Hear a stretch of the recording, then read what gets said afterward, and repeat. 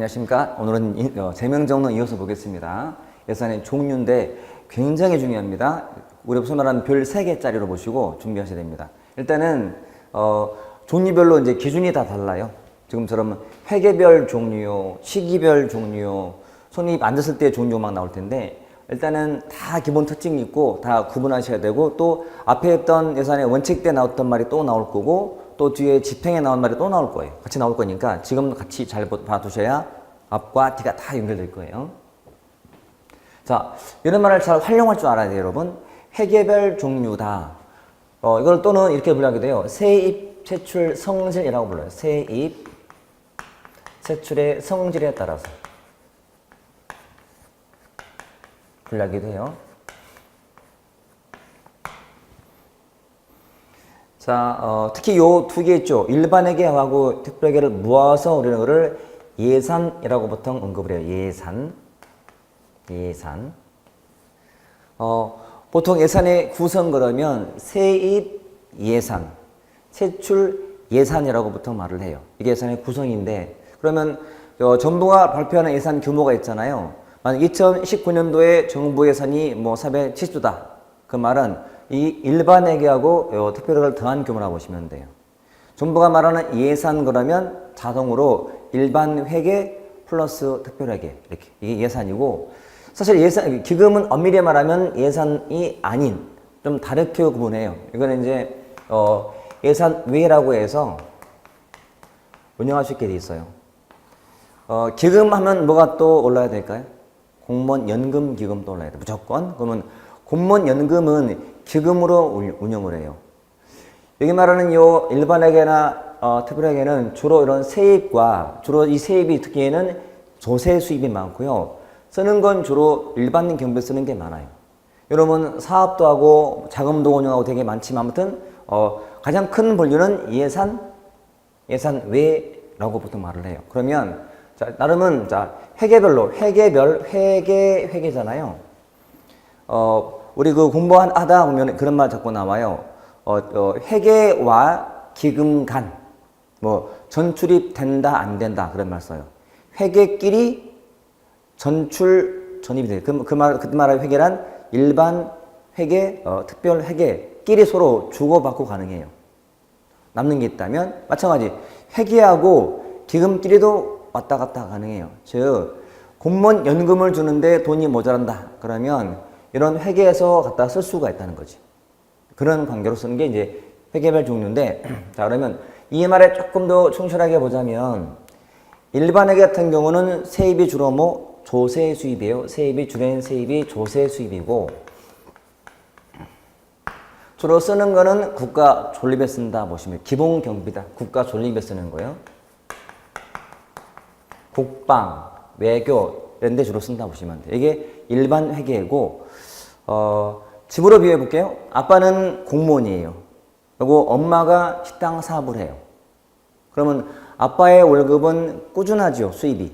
꾸준한 수입. 이게 경상수입이다라고요. 경상수입.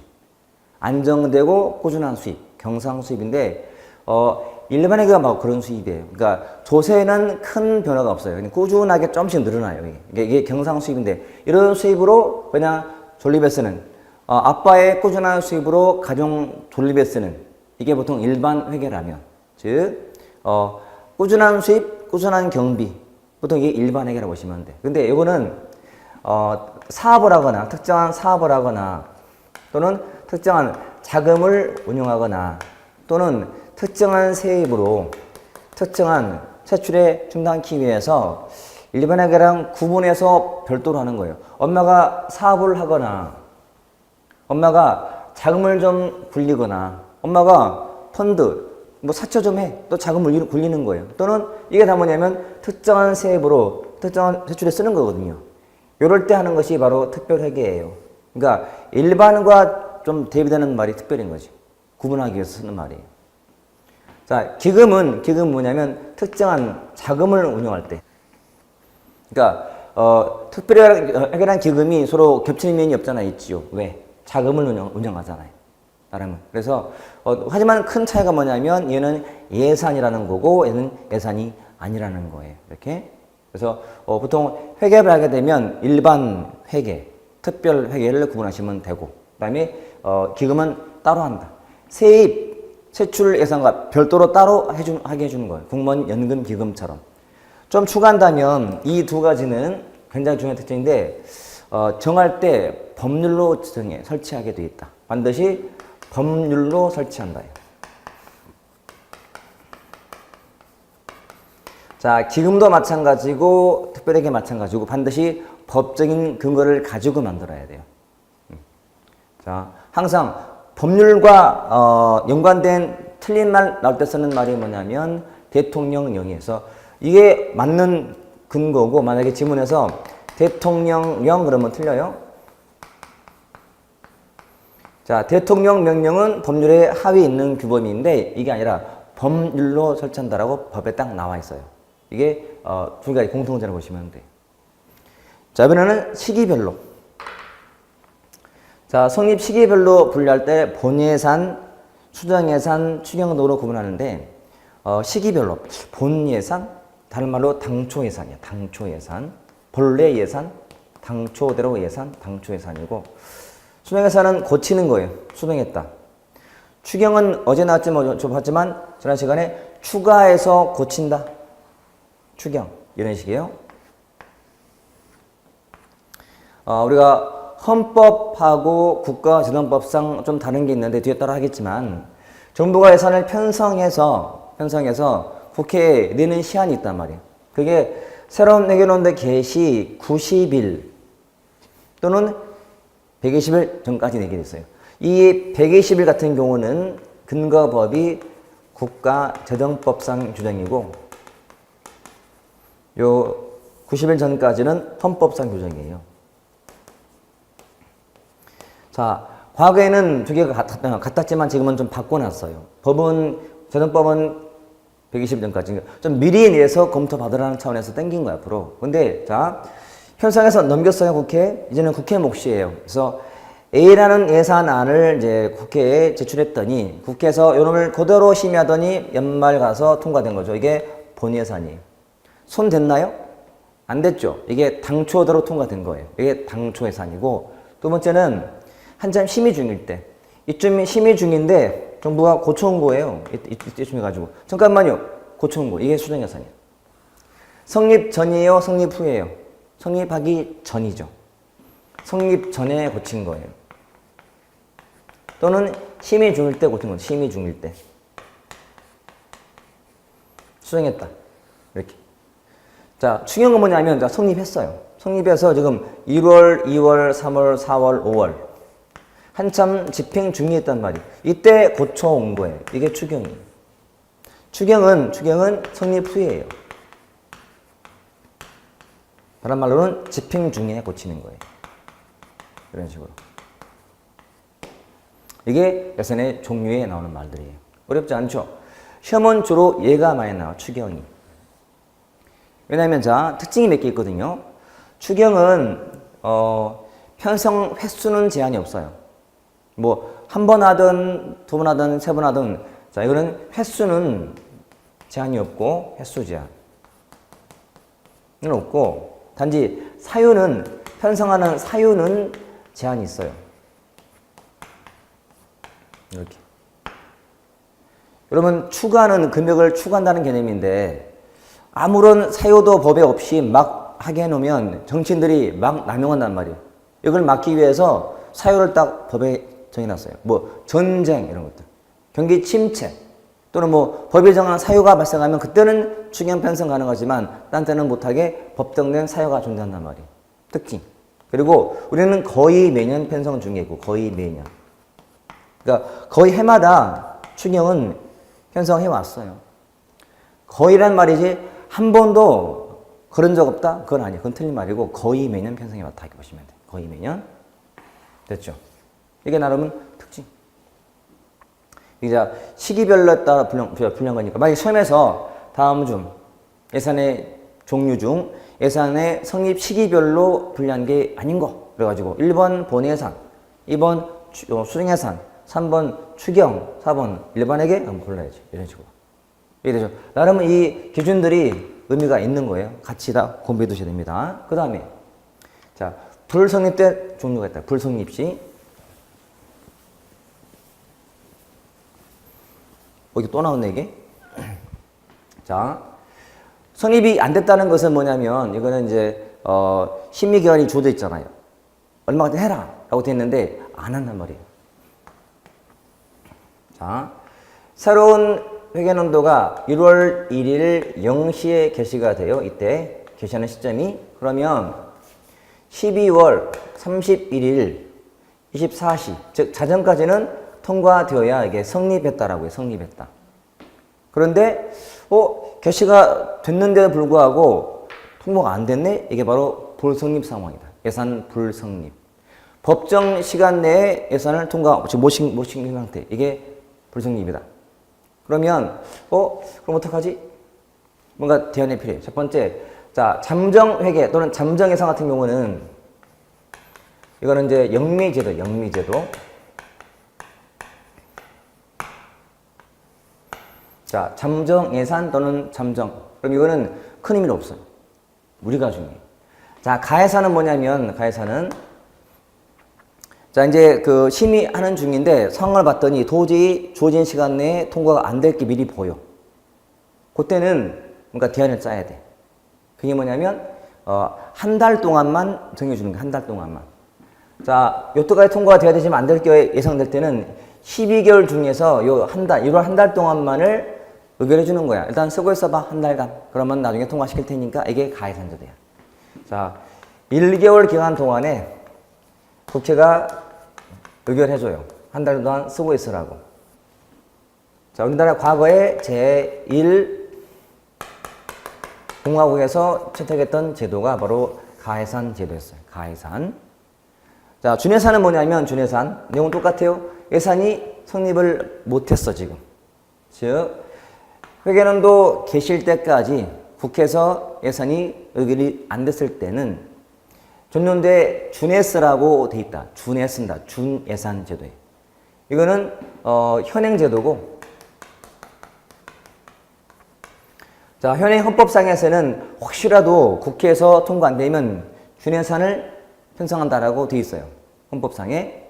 특징이 있다면 한 번도 준예산을 써본 적은 없어요. 자, 한 번도 준예산을 한 번도 편성한 적은 없다. 중요한 특징이 한 번 있겠지. 아니, 없어. 한 번도 없어요. 다 통과됐거나 아니면 성립된 걸로 써왔지. 한 번도 편성한 적은 없었어요. 준예산 제도. 또 한 가지는, 자, 얘는 가예산은 기간 제한이 있어 없어요? 있어요. 얘는 없어요. 준예산 제도는 기간 제한이 없다는 거예요. 이렇게. 없다. 특징. 그러니까 성립할 때까지 쓰는 거야. 성립할 때까지는. 이렇게. 이게 준예산. 이렇게 보시면 돼. 어렵지 않죠? 자, 밑에 봤던 거랑 뭐 되는 거고. 그래서, 예산 종류 같은 경우는 다 정확히 구분해서 아셔야 돼요. 일반회계, 뭐 특별회계, 기금, 회계별, 또는 뭐 시기별, 본예산, 추정예산, 추경, 이런 식으로. 마찬가지, 잠정예산, 또는 가예산, 준예산. 다 중요하고, 심지어 시험에서도 많이 언급될 수밖에 없는 게 이런 거예요. 왜? 현행제도이기 때문에. 우리 연말 되면 맨날 아슬아슬하죠. 국회에서 맨날 뭐 뉴스 나오잖아요. 초유의 사태, 최초의 준예산 편성하는가라고 꼭 올려내 떠. 왜냐면 여야 대치가 심할수록 예산이 의결이 안 될 가능성이 많다 보니까 자꾸 압박하는 거예요. 빨리 통과시키라고. 그래서 이게 안 되면 여러분 준예산 제도는 안죠. 예산에 성립 안 돼서 이거 쓰게 되면 새로운 사업에는 쓸 수가 없는 거잖아요. 줬는데 준예 쓰는 거니까. 그러니까 아예 법에 쓸 수 있는 사유가 또 정해져 있거든요. 그거 아니면은 못 써요. 쉽게 말하면 새로운 사업에 줄 수가 없어요. 그러면 여러 가지 부작용 터지는 거죠. 그럼 그 모든 비판은 누가 먹어야 돼? 국회의원들이 먹는 거예요. 그러니까 나중에 큰 부담이 돼. 그래서 통과를 시키긴 시켜요. 근데 끝까지 앞에 했지만 예산은 정치적인 기능 하잖아요. 따라서 밀고 당기는 수단이에요. 이번에 우리가 이 법률안 협조할게. 너네는 법률안 내놔. 이렇게 서로 협상할 때. 지금도 지금 국회에 많은 법이 지금 계류되면서 많은 대치 중이잖아요. 무슨 법 통과시켜라. 안 그러면 우리 예산 통과 안 시킨다. 이번에 뭐 어떤 특정인 국정조사 해라. 안 그러면 우리 이거 협조 안 한다. 다 이게 정치거든. 그래서 지금 상황에서는 예산이 특별하게 문제는 없어요. 지금 나름은 여야가 합의가 된 상태야. 이제 마지막 조금 더 주고받으려고 얻기 위해서 정치가 필요한 상황이라서 협의는 되겠지만 내가 볼 때는 큰 무리 없이 통과가 되지 않나 싶어요. 우리 같은 경우는. 이게 이제 예산의 종리 내용이었다. 자, 예산의 분류인데요. 분류. 예산을 나눈 거죠. 자, 앞에 했던 말이 다시 한번 나와서 여러분 잘 보면 보통 이거는 세출 구조야. 세출 구조.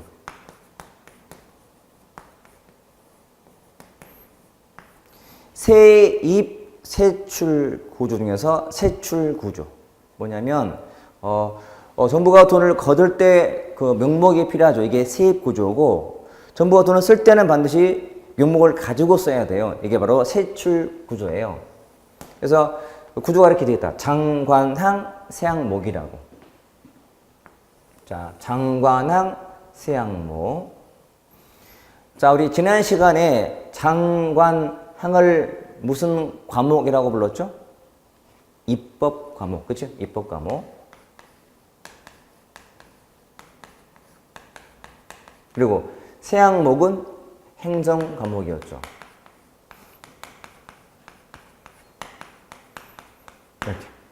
이 중에서 입법 과목인 장, 관, 항 간의 상호, 융통을 뭐라 불렀죠? 이용, 그렇죠? 그 다음에 행정 과목인 세양목 간의 상호 융통을 전용이라고 불렀죠. 전용.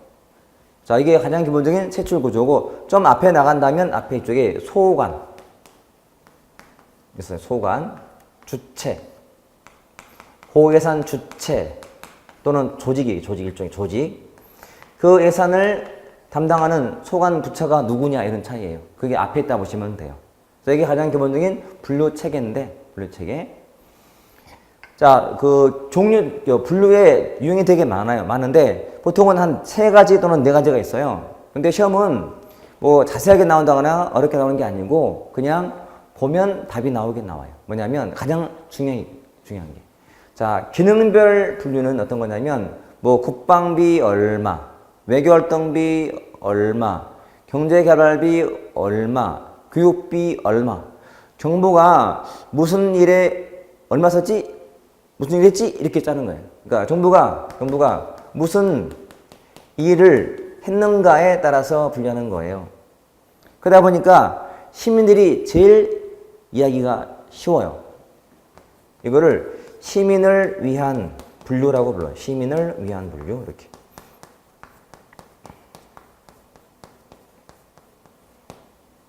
자, 시민을 위한 분류. 시험은 얘는 항상 나와요. 다음 예산 분류 중 일반 국민 또는 시민을 위한 분류는 답은 기능별 분류가 답이야. 시민을 위한 분류 그러면 기능별 분류. 왜냐하면 제일 이해하기 쉬우니까요. 시기 질투할 때 시기. 시민을 위한 분류 그러면 기능별 분류라고 이렇게 하시면 돼. 굉장히 중요하다. 자, 품목별 분류, 품목. 이 품목은 이 목을 말해, 품목.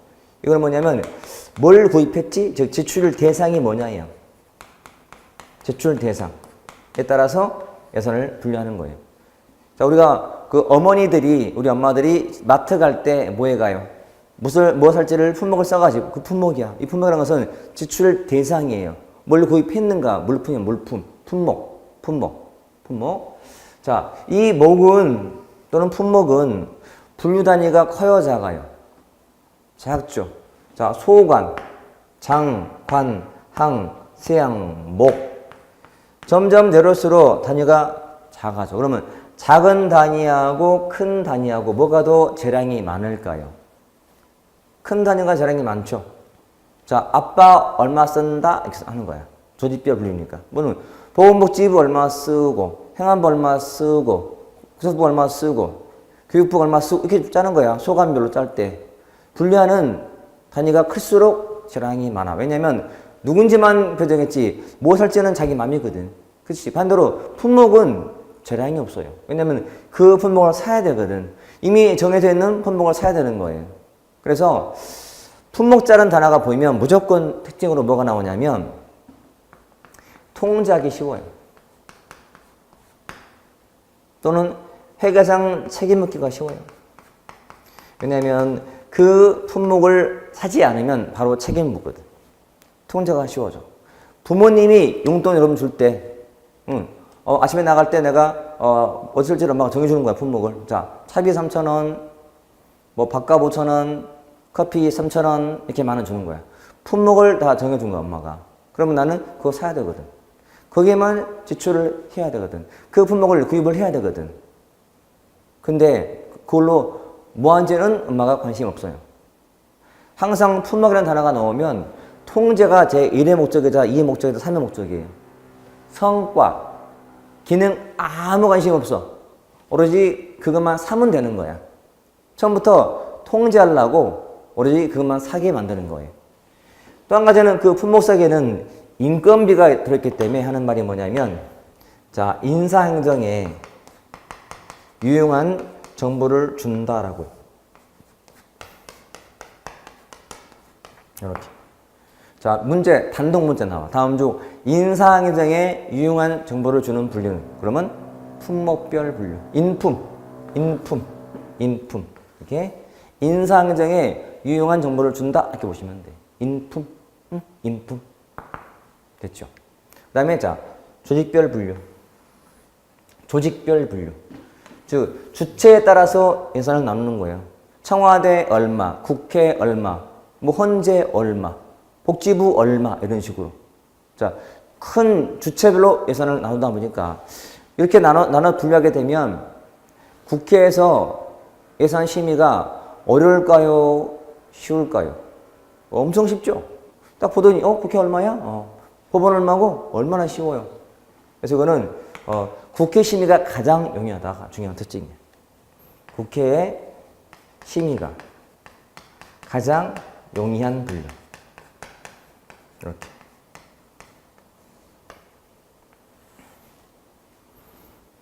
자, 조직별 분류. 심의가 제일 편하거든. 물론, 그러면 누군지는 알겠어. 예산에 대한 누군지 알겠지만, 뭐 했는지 알아, 몰라요? 몰라요. 성과? 몰라요. 무조건 누군지만 알게 분류한 거니까. 아빠 얼마, 엄마 얼마, 할아버지 얼마, 나 얼마, 동생 얼마, 이렇게 짠 거야, 예산을. 분류할 때. 그게 끝이야. 그걸로 밥을 먹는지, 뭐 공부했는지는 몰라. 오로지 주체만 알아요. 중요한 힌트가 하나 나왔다, 여러분. 예산 제도나 분류나 보면 보고자 하는 것만 보이고 나머지가 안 보이는 거예요. 당연한 거, 여러분. 손바닥을 보면 손등이 보여, 안 보여? 안 보이잖아요. 그러니까 이것만 보니까 이건 안 보이면 당연하잖아요. 그러니까 뭐 보고 싶은 목적이 다 있는 거야. 이것만 알지 나머지는 알 수가 없다가 다 한 개에 나올 거예요. 이게 분류에 나오는 용어들이에요. 자, 기능, 품목, 조직별 분류의 내용들 이렇게 해놓으시면 돼요. 사실은 이 속에 제가 볼 때는 문제의 거의 90% 이상이 다 들어있어요, 이게. 어떤 시험을 포함해서라도. 우리가 뭐 다른 뭐 심화 수업을 하더라도 이 안에서 크게 더 추가될 게 없어요. 단지 분류 방식이 하나 더 있어요. 그건 좀 어려워요. 그거 빼면 다 있다 보시면 돼. 이게 일단 예산의 분류 내용이었다. 자, 예산의 과정인데요. 예산에서 가장 몸통에 해당되는 게 예산 과정인데, 과정.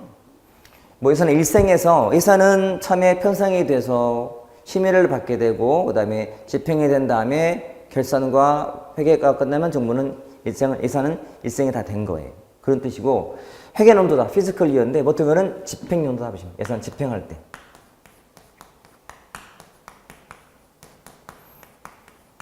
자, 우리가 예산 처음 얘기할 때 뜻 설명하면서 예산이란 1회계연도 동안의 세입과 세출에 관한 예정적 계산이라고 지난 시간에 얘기했죠. 그 1회계연도가 바로 집행연도라고 보시면 돼. 집행연도. 자, 나라마다 다 기간은 똑같이 1년이에요. 단 1년을 구성하는 달은 좀 달라요. 우리나라는 회계연도가 1월 1일에서 12월 31일까지예요. 반대로 미국은 10월부터 9월까지고, 다른 나라는 뭐 4월부터 또 뭐 3월도 되고 되게 다양해요. 하지만 다 기간은 다 1년으로 보시면 1년 동안의 계획서라고 보시면 돼요. 자, 순환주기가 뭐냐? 순환주기. 예산이 편성이 되어서 이게 집행이 되고 그리고 이게 또 심의를 받고 집행되고 결산 볼 때까지의 기간이 바로 순환주기인데 결론은 총 3년. 순환주기는 3년. 3년. 왜 3년이냐면 보세요. 자, 하나의 예산이 편성이 되고 그게 심의가 되어서 집행이 되고 결산까지 걸리는 시간이 총 3년이거든. 자, 2018년도에는 2019년도 예산을 편성해요. 편성을 해서 이때 국회 심의를 받게 되고 이때 가서 그 예산을 집행하게 되고 이때 가서 2020년 가서 결산과 회계를 보게 돼요. 그래서 하나 예산이 편성이 되고 이게 심의를 받아서 집행이 된 다음에 결산 볼 때까지 총 3년 걸리죠. 이게 바로 순환주기예요. 그러면 한 연도에는 모든 과정이 동시 진행이라고 보시면 돼요. 자, 지금 집행하고 있다면 또 뭐 하냐면 내년 거를 또 짜야 돼요. 그리고 작년 것도 결산 봐야 돼요. 이렇게. 그러니까 한 회계연도에는 모든 게 다 동시 진행이지만 하나의 예산만 보자면 편성이 되고 심의, 집행, 결산까지 총 3년 걸리기 때문에 이게 바로 순환주기라 불러요. 일단은 결론은 3년 이렇게 합니다. 3년 됐죠? 3년 순환주기는 3년 이렇게 보시면 돼요. 자, 첫 단계인 편성이다. 자, 편성은 정부가 내년도 예산을 이제 계획하는 과정인데 편성한다. 우리 앞에서 배웠던 말 따지면 예산을 편성, 집행, 총괄하는 기관을 뭐라 부르죠? 중앙예산기관. 우리나라 어디? 기재부. 자, 그 정도 아셔야 돼. 예산을 편성, 집행을 총괄하는 기관이 중앙예산기관. 우리는 기재부. 이렇게. 요 편성과 집행을 총괄하는 부서가 기재부. 결산과 회계 담당 부서가 어디 뭐라 그러죠? 그거를 국고 수지 총괄기관. 이거는 중앙예산기관. 다 어디가 우리나라? 기재부잖아, 기재부. 자, 예산 과정 중에서 심의를 뺀 나머지가 다 정부가 맡고 있죠. 그것도 기재부가. 이거는 국회 가는 거니까. 편성, 집행, 총괄. 그리고 결산, 회계, 총괄 다 기재부. 이렇게. 그러니까 이 두 가지가 합해진 게 이원체제가 돼. 요거하고 그다음에 플러스 나중에 중앙은행이 있으니까 우리는 현재 이원체제라는 특징이 딱 있죠. 앞에서 근육이. 자, 아무튼 편성은 이렇게 정부가 내년도 예산을 구성하는 절차예요. 자, 그러면 편성 세부 절차 보자면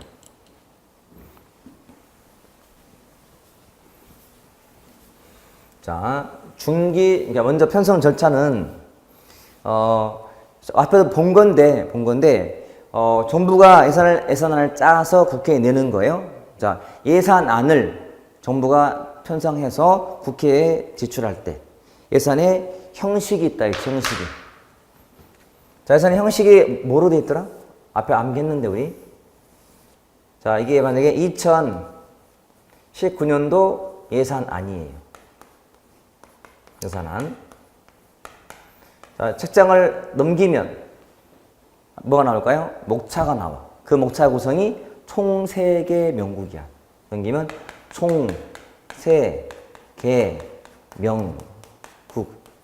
예산 총칙, 세입 채출 예산, 계속비, 명시 이율비, 국고 채무 부담인까지 총 5개. 물론 가장 큰 비중은 요 세입 채출 예산이 되겠죠.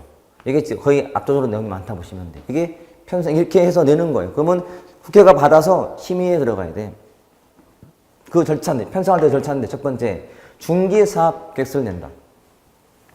중기사업계획서. 여기서는 누구한테 내는지가 중요해요. 자, 중기사업계획서는 각 중앙관서의 장들이 기재부 정관을 테니 이렇게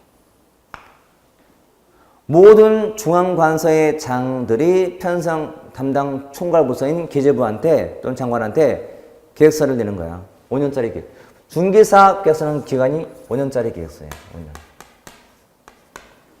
그러니까 우리 기관이 5년간 이런 거 할 거다라고 대략적인 사업계획을 내는 거예요. 그러면 장관은 다 받아서 이제 예산 편성 지침을 만들어요. 아, 이런 사업한다고 알았어. 그러면 지침을 만들어서 다시 시달해줘요. 그래서 이거는 기재부 장관이 다시 각 중앙 관서의 장들한테 주는 거야. 지침을 줘, 지침. 계획 봤다. 그러니까 이러죠. 내가 아빠한테 사업계획서를 내는 거야.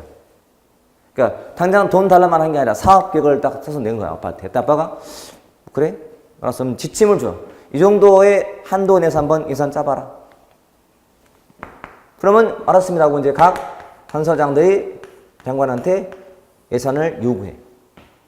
자, 내년도에는 이런 돈이 필요하다. 예산을 요구해. 그러면 여러분 각 관서들에서 기재부 장관한테 예산을 요구하면 예, 바로 줘요? 아니야. 따져봐야 돼. 그게 예산 사정이야. 또는 이걸 예산 협의한다라고 해. 예산 협의.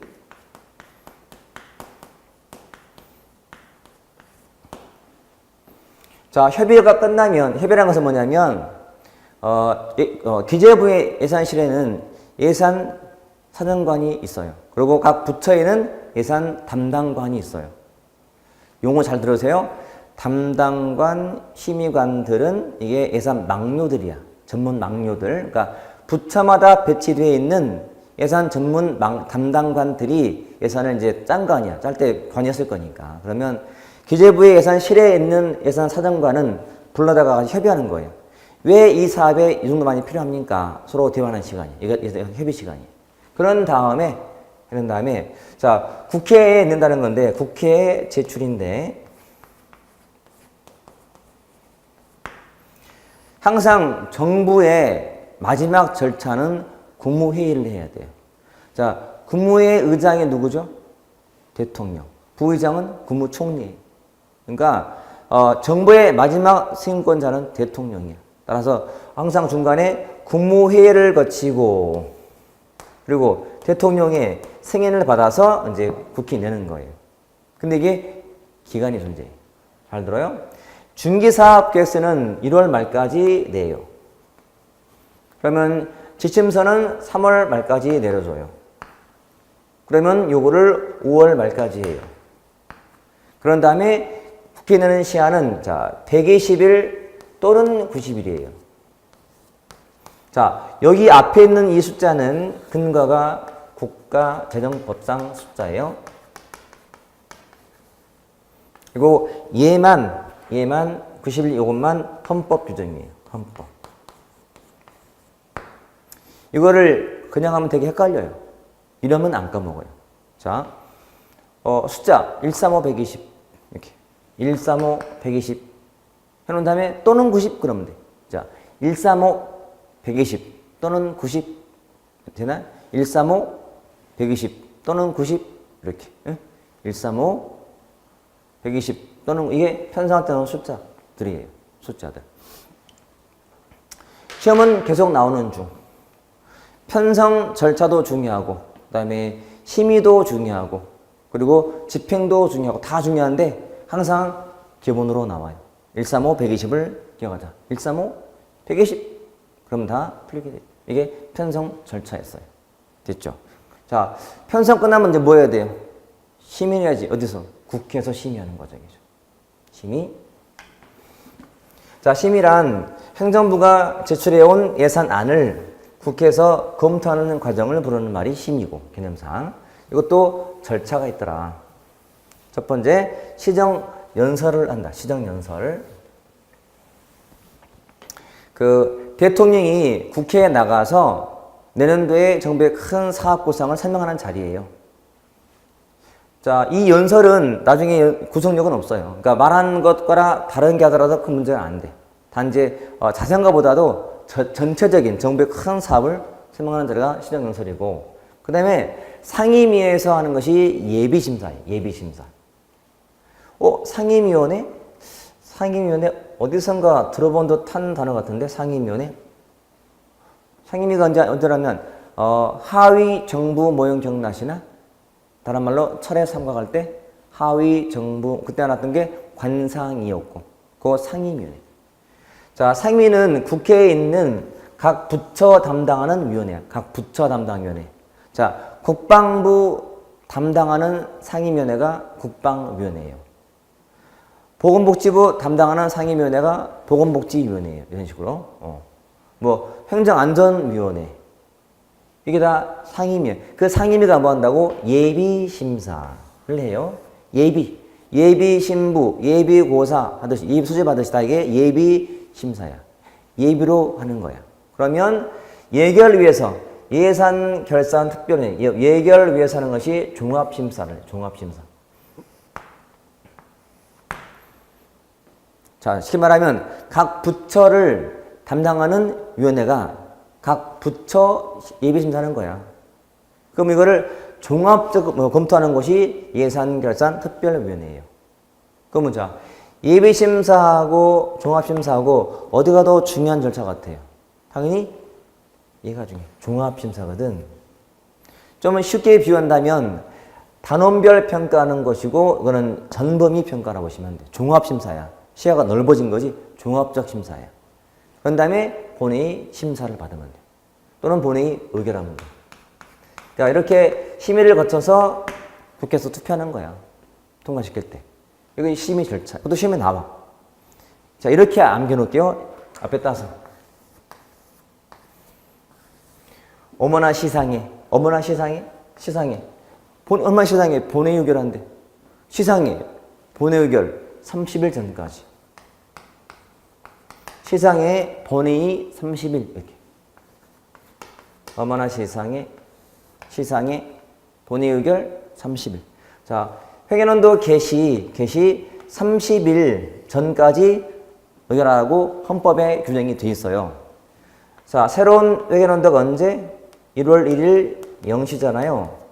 개시 30일 전까지 국회는 의결을 하여라라고 헌법에 나와 있지만 잘 안 지켜.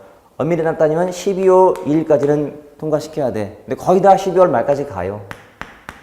그러니까 법정 시한을 잘 지켜 안 지켜. 안 지킨다도 특징에 나와. 심의 특징상 이렇게. 이게 심의 절차였어요. 그러면 특징이 있다. 일단은 수정폭이 거의 없어요. 그러니까 정부가 편성해서 낸 예산안을 심의할 때 많이 손 안 대요. 왜 그럴 것 같아요? 뭐 정부가 잘해와서 완벽히? 그보다는 편성할 때 이미 여야라든지 내부적인 다 조정이 돼 있는 거예요. 편성할 때부터 이미 국회과랑도 연관돼 있고 뭐 지역구 사업도 다 연관돼서 다 하다 보니까 이미 이게 끝나 있는 거야. 심의는 거의 의례적인 절차 정도에 불과하다고 보시면 돼요. 수용폭이 거의 없다. 거의 작다. 그리고 나눠먹기가 더 많이.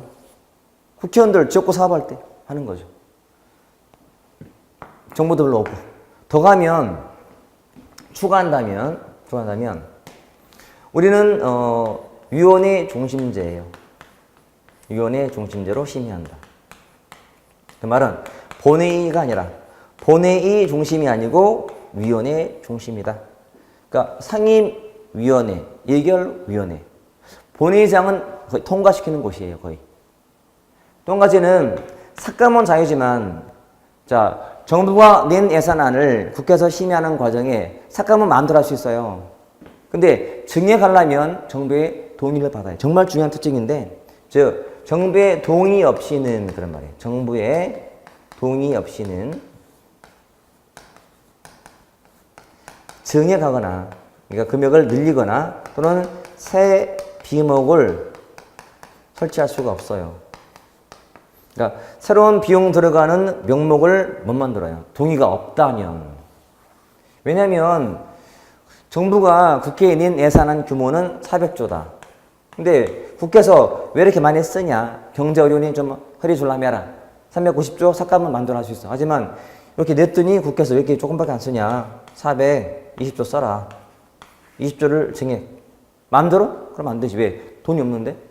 그래서 물어봐야 돼. 너네가 지금 이거 냈는데 혹시 필요한 게 더 20조가 필요한데 어떻게 가능할까? 물어봐. 그러면 기재부에서 잠깐만요. 막 검토해보는 거지. 뭐 세수의 증가가 될지 아니면 공채 발행해서 빈내움 될지를 검토한 다음에 돼요. 그러면 들어가는 거. 오케이. 이런 식으로. 이게 심의 특징이라고 보시면 돼. 다 중요하다 여러분. 정말 다 알아놓으셔야 돼. 절차도 중요하고 그다음에 특징 중요하고. 자, 우선 편성이 총 몇 단계라고? 4단계. 예상 과정이. 편성, 심의, 집행, 결산 이렇게. 이 중에서 편성도 절차가 의미가 있었고 135, 120 또는 90. 심의도 시상에 본회의 30. 중요하죠. 자, 물론 중요한데 그 다음 나오는 집행이 진짜 중요해요. 집행이 제일 하이라이트. 집행은 좀 쉬었다 보겠습니다.